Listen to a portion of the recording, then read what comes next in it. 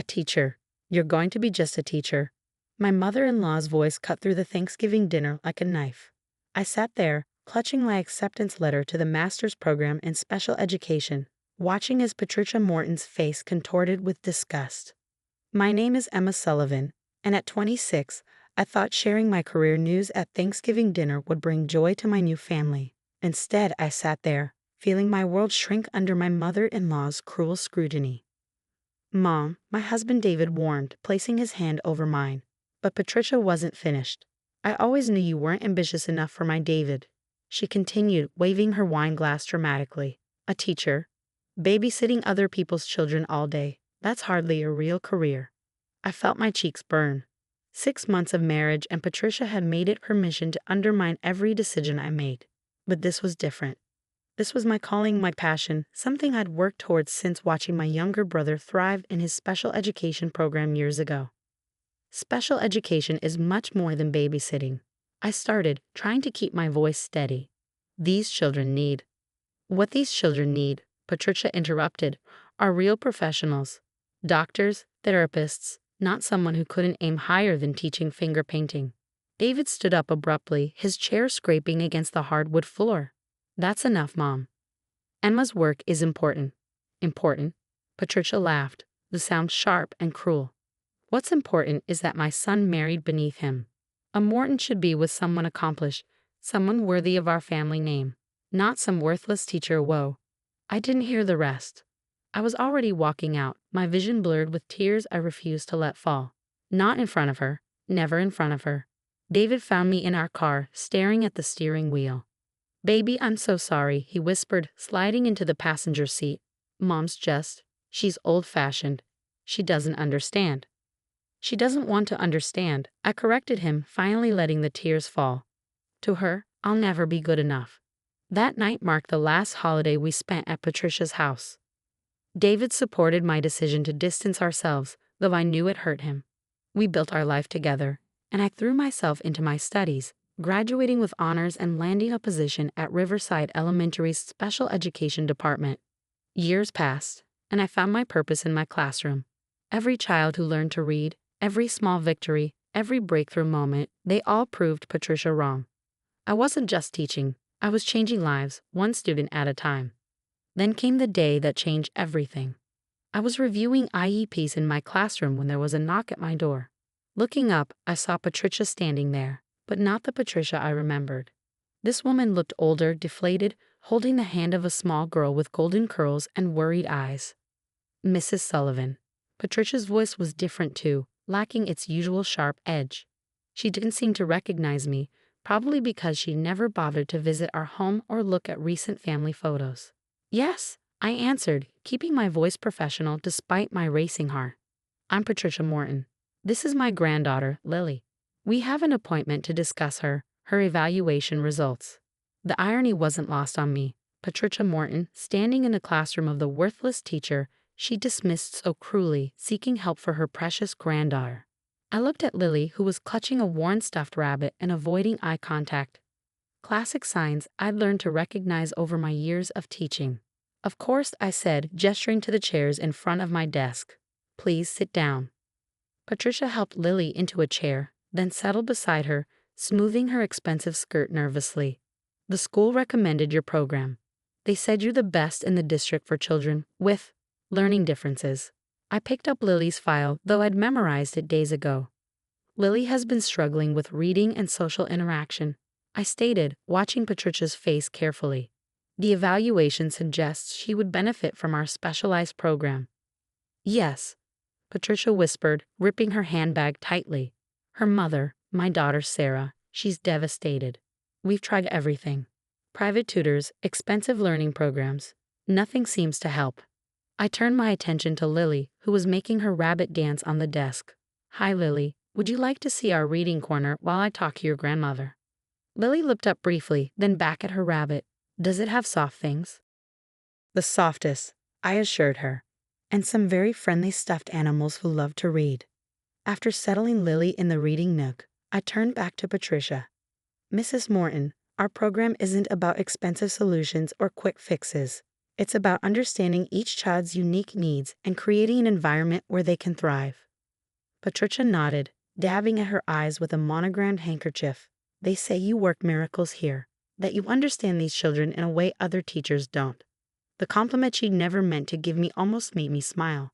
Every child has potential, I said, echoing the words I'd tried to tell her at that Thanksgiving dinner so long ago.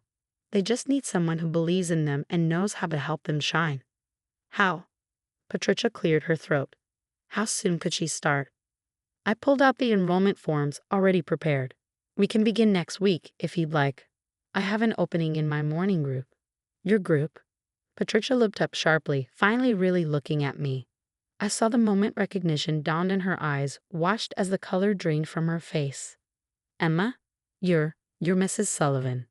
Hello, Patricia, I said quietly. It's been a while. She sat there, mouth opening and closing. All her previous arrogance evaporated. In its place was something I'd never seen before: desperation and shame. She started, then stopped, looking over at Lily, who was contentedly arranging stuffed animals in the reading corner. I don't know what to say. You don't need to say anything, I replied, pushing the enrollment forms toward her. This isn't about us. It's about Lily. Patricia's hands trembled as she picked up the pen. Does David know? About Lily? No, I said. Student privacy is important in our program.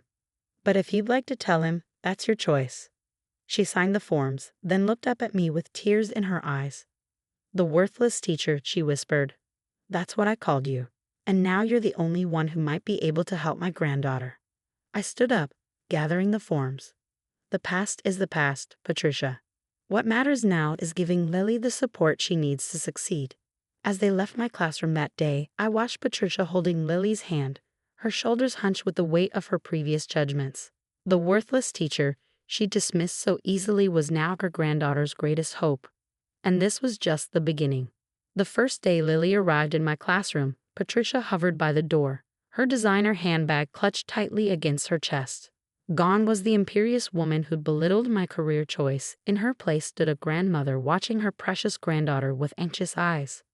She likes routine, Patricia whispered, as if sharing state secrets. And her rabbit, Mr. Hoppy, he helps her feel safe. Mr. Hoppy is welcome in our classroom, I assured her, watching Lily explore our sensory corner. We understand the importance of comfort objects. Patricia lingered, her eyes darting between Lily and me. I could see the questions she wanted to ask, the apology she couldn't quite form. Instead, she just nodded and reluctantly left, looking back 3 times before finally walking away. Over the next few weeks, I watched Lily bloom in our classroom environment. While other teachers might have seen a struggling student, I saw a bright mind that simply processed information differently. She had an extraordinary memory for patterns and could recite entire conversations from days ago, even if reading simple words was still a challenge. One morning, during our shared reading time, I noticed Lily particularly engaged with a story about a family of rabbits. Her eyes lit up as she pointed to different words, trying to sound them out. It was the most interaction she'd shown with text since joining our class. That afternoon, I created a personalized reading program for her, incorporating her love of rabbits into phonics lessons. It was exactly the kind of worthless work Patricia had once mocked, tailoring education to meet a child's specific needs and interests. The daily pickup routine became an unexpected window into Patricia's transformation. Each afternoon, she'd arrive early, watching through the classroom window as Lily participated in our end-of-day activities. I'd catch glimpses of her expression, wonder, regret, and something that looked remarkably like respect. She's different here, Patricia said one afternoon as we waited for Lily to gather her things. At her old school, she'd hide under tables, refuse to participate. But here she feels understood. I completed her thought. We celebrate differences in this classroom, Patricia. Every child has their own path to success. She turned to me then, her eyes glistening. I was wrong about you, Emma. About teaching. About everything. Before I could respond, Lily bounded over, proudly holding up a paper with carefully traced letters. Look, Grandma. I wrote rabbit all by myself. Patricia's face lit up with genuine joy, not the social facade I remember from family gatherings, but real, unfiltered happiness. That's wonderful, sweetheart. Should we show your mother? Mrs. Sullivan helped me, Lily announced, beaming. She says I'm smart in my own special way. I watched Patricia's face crumple slightly at those words. Words that challenge everything she once believed about worth and success. She pulled Lily close, meeting my eyes over her granddaughter's head with a look of profound gratitude. The real breakthrough came during our parent-teacher conference month. Sarah, Lily's mother, attended with Patricia. Sarah had her mother's elegant features but none of her former arrogance. She sat in my classroom, reviewing Lily's progress reports with tears in her eyes. I don't understand, Sarah said, looking at the graphs showing Lily's improvement. Her last school said she was hopeless, that she'd never read at grade level. But these results. Lily isn't hopeless, I stated firmly. She's gifted in ways that traditional classrooms don't always recognize. Yes, she struggles with reading, but her verbal comprehension is extraordinary. She has an incredible capacity for understanding complex patterns and remembering details. Patricia, who had been unusually quiet, suddenly spoke up. Emma has a gift, she said, her voice thick with emotion. She sees potential where others see problems. I almost dropped my pen in shock. Patricia Morton, acknowledging my abilities, the same woman who'd called me worthless, was now praising my work. Sarah looked between us, confused. You two know each other. Patricia straightened in her chair. Emma is David's wife, my daughter-in-law. Sarah's eyes widened. The one you said, she stopped abruptly, glancing at me apologetically. The one she said wasn't good enough for her son. I finished gently. Yes, that's me. Patricia flushed deep red. I was wrong, she declared, looking directly at me. So terribly wrong. You're not just good enough. You're extraordinary. What you've done for Lily, how you've helped her. I don't have words. The silence that followed was heavy with years of hurt and healing. Sarah looked at her mother with newfound understanding, perhaps seeing for the first time how Patricia's rigid views of success and worth had affected others. Lily talks about you constantly, Sarah said, breaking the tension. At home, it's always Mrs. Sullivan says, and Mrs. Sullivan showed me, you've given her something we couldn't, confidence.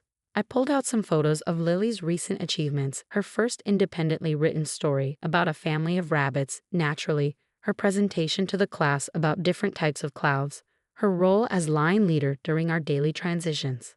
Lily doesn't need to be fixed, I explained, spreading the photos on my desk. She needed to be understood and supported. Every child in this classroom has unique challenges and unique gifts. My job is to help them recognize both. Patricia picked up a photo of Lily reading to her classmates, Mr. Hoppy propped beside her. I remember that dinner, she said quietly. When you told us about your teaching plans, I was so focused on status, on what I thought success looked like. I couldn't see that true success is this, helping children believe in themselves. She looked up at me, her carefully maintained makeup slightly smudged from emotional tears. Can you ever forgive me, Emma? I thought about the hurt, the years of avoiding family gatherings, the way her words had sometimes echoed in my moments of doubt. But I also thought about growth, about change, about the power of admitting when you're wrong. I already have, I replied softly. Sometimes the best lessons come from our biggest mistakes. Sarah reached over and squeezed her mother's hand. Mom, maybe it's time to tell Emma about the foundation. Patricia dabbed at her eyes with a tissue. Yes, perhaps it is. She turned to me with a hint of her old determination, but this time it wasn't aimed at tearing me down. I've been thinking about what you said, about every child deserving a chance to shine. I want to start a foundation, funding special education programs in schools that can't afford them. I sat back, stunned by this revelation. That's amazing, Patricia. And we'd like you to be on the board, Sarah added, to help us understand what these programs really need to succeed. As I looked at these two women, my former adversary and her daughter, I saw something I never expected. Allies in my mission to help children like Lily reach their full potential. I'd be honored, I said, and for the first time since that Thanksgiving dinner years ago, Patricia's smile reached her eyes. 3 years later, I stood at the podium of the Morton Educational Foundation's annual gala, looking out at a sea of faces. Patricia sat in the front row, Lily beside her, both beaming with pride. My husband David squeezed my hand before I began my speech. When I first became a special education teacher, someone told me I was worthless, that I was just babysitting children. That person is now one of our strongest advocates for inclusive education, proving that like our students, adults can learn, grow, and change their perspectives. Patricia's eyes glistened as she nodded slightly, acknowledging our shared journey. In the past 3 years, the foundation had funded special education programs in 12 schools, trained over 100 teachers, and changed countless lives. Lily, now 10, had blossomed beyond anyone's expectations. She was reading at grade level, excelling in science, and had even started a lunch club for students who felt different or left out. The girl who once hid under tables was now helping others find their place in the world. Success isn't a straight line, I continued, gesturing to the presentation screen behind me. It's not about fitting into someone else's definition of achievement. It's about understanding that every person has unique gifts to offer the world. The screen showed photos of our foundation's work, children discovering their talents, teachers implementing new methods, classrooms transformed into spaces where differences were celebrated, not stigmatized. Among them was a picture of Lily's first public speaking event, where she'd addressed the school board about the importance of understanding different learning styles. 3 years ago, we started with one classroom and one vision. Today, we're changing the face of special education across the state. But more importantly, we're changing mindsets. After the speech, during the reception, Patricia pulled me aside. She'd aged gracefully, her silver hair elegant, her posture still regal. But her eyes had softened over the years. I heard from the Collins School today, she said, excitement in her voice. They want to implement our program next semester. Can you believe we're expanding to our 13th school already?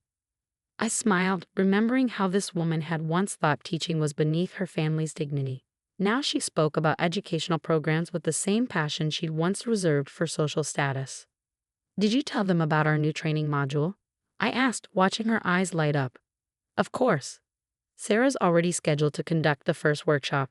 She's amazing with the teachers, must run in the family. She winked at me, including me in that family circle without hesitation. Sarah had surprised everyone by leaving her corporate job to become a special education advocate. She discovered her calling while helping with the foundation, saying she wanted to prevent other parents from feeling as lost as she once had. David joined us, wrapping an arm around my waist. Mom's already planning the next fundraiser, he told me. Something about a sensory-friendly gala for the kids this time. It's important for them to have their own celebration, Patricia insisted. These children work twice as hard to achieve their goals. They deserve recognition. Just then, Lily approached with her latest report card. Grandma, Mrs. Wilson said I got the highest score in science. And look, my reading comprehension is above grade level now. Patricia hugged her granddaughter, looking at me over Lily's head. Of course you did, sweetheart. You're extraordinary, just like your Aunt Emma always said. The way Patricia now said Aunt Emma, with pride and affection, still caught me off guard sometimes. The transformation in our relationship had been as remarkable as Lily's academic progress. Later that evening, as the gala wound down, I found myself in a quiet corner with Sarah. She was reviewing applications from schools hoping to join our program. Sometimes I can't believe how much has changed, she mused. Mom used to measure everything in terms of social status and traditional success. Now she's passionate about learning differences and inclusive education. You did that, Emma. You changed her whole worldview. I shook my head.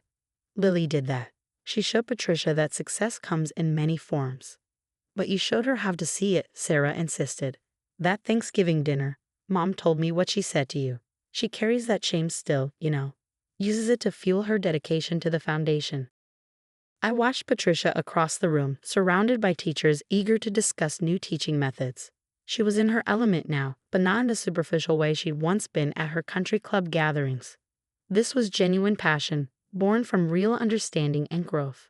Your mother once told me I wasn't worthy of the Morton name, I told Sarah. Now she's helping me create a legacy that will carry that name forward in ways none of us imagined. The foundation's impact had extended far beyond our initial hopes. We'd started support groups for parents, mentoring programs for teachers, and even a summer camp where children with different learning styles could explore their interests without pressure. Lily had been instrumental in designing the camp programs, insisting that every activity be accessible to all participants. Everyone deserves to feel special, she declared during the planning meeting, sounding so much like a teacher she'd announced she wanted to become. David found me as the last guests were leaving. "Ready to go home, Mrs. Sullivan Morton?" he asked, using the name I finally felt worthy of claiming. "Almost," I said, watching Patricia say goodbye to the board members. "I just need a moment." I approached my mother-in-law, who turned to me with warm eyes. "Emma, dear, the speech was perfect. You always know exactly what to say." "I learned from the best," I replied. "You taught me that it's never too late to change your story." Patricia took my hands in hers. "Do you know what the ladies at the country club say now? They say, Patricia Morton. Oh, her daughter-in-law is that brilliant educator revolutionizing special education. They've forgotten all about our social status because they're too busy asking how to get their grandchildren into our programs." We both laughed, remembering how important those opinions had once been to her. "I was so wrong about you," she said, not for the first time, but with renewed conviction. "You weren't just becoming a teacher. You were becoming a force for change." As we walked out together, Lily skipping ahead with David, I thought about that Thanksgiving dinner years ago. The tears I'd shed, the pain of rejection, the determination to prove my worth. It had all led to this moment. Patricia must have been thinking the same thing. "You know," she said softly, "sometimes the most worthless things turn out to be priceless. You taught me that, Emma. You taught me so much." Looking at my family, David, Lily, Sarah, and yes, Patricia, I realized that success really does come in many forms. Sometimes it looks like a child reading their first word. Sometimes it looks like a reformed mother-in-law championing the very cause she once dismissed. And sometimes it looks like forgiveness, growth, and a family redefined by love and understanding. "We all did," I replied, squeezing her hand. "We all did."